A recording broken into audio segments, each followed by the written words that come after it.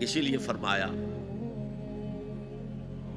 من رأى منکم منکرا فلیغیرہ بیدہ، جو شخص تم میں سے کسی منکر کو دیکھے، کسی بدی کو دیکھے، کسی خلاف حق بات کو دیکھے، اس کا فرض ہے کہ اسے طاقت کے ساتھ اپنے ہاتھ سے روکے۔ فَإِن لَمْ يَسْتَطِعْ، اگر اس کی طاقت نہ ہو، فَبِلِسَانِهِ، ہی تو زبان سے تو کہہ دو کہ خدا کے بندے یہ کام نہ کرو، یہ غلط ہے، یہ حرام کام ہے، اللہ کے غضب کو دعوت نہ دو، یہ تو کہہ دو۔ اور اگر زبانوں پر بھی تالے ڈال دیے گئے ہوں تو پھر کم سے کم دل سے شدید نفرت ہو۔ اگر یہ بھی نہیں ہے تو پھر ایمان نہیں ہے۔ ذالک اضعف الایمان، یہ ایمان کا کمزور ترین درجہ ہے۔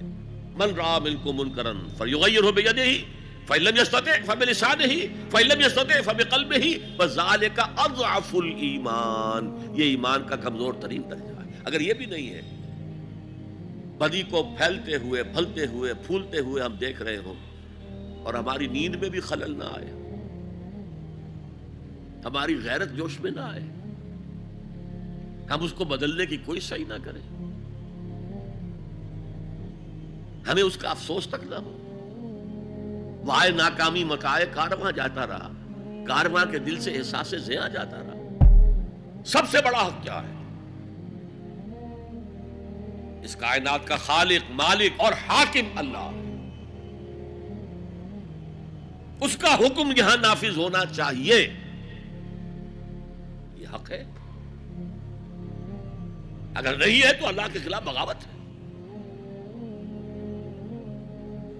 اس کی آپ اگر تلقین کریں گے تو آپ ایگزسٹنگ سسٹم کے باغی قرار پائیں گے۔ پوری دنیا میں secularism, sovereignty of the people, تم کیا کہہ رہے ہو؟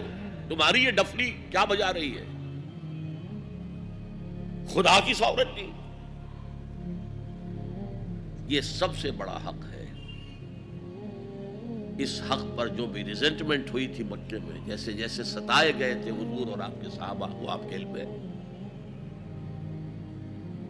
اگر تواصی بالحق ہو رہا اور ریزنٹمنٹ نہ ہو تو پھر آپ حق کی تعلیم نہیں دے رہے، اس کے کسی ایسے جز کی دے رہے ہیں کہ جس سے کسی کو کوئی نقصان نہ پہنچتا ہو۔ بس یہ کوئی جنٹل مین ایگریمنٹ ہے آپ کا وقت کے نظام کے ساتھ، ہم تمہیں چھیڑیں گے نہیں، باقی ہمیں واز کہنے دو، کہہ جاؤ۔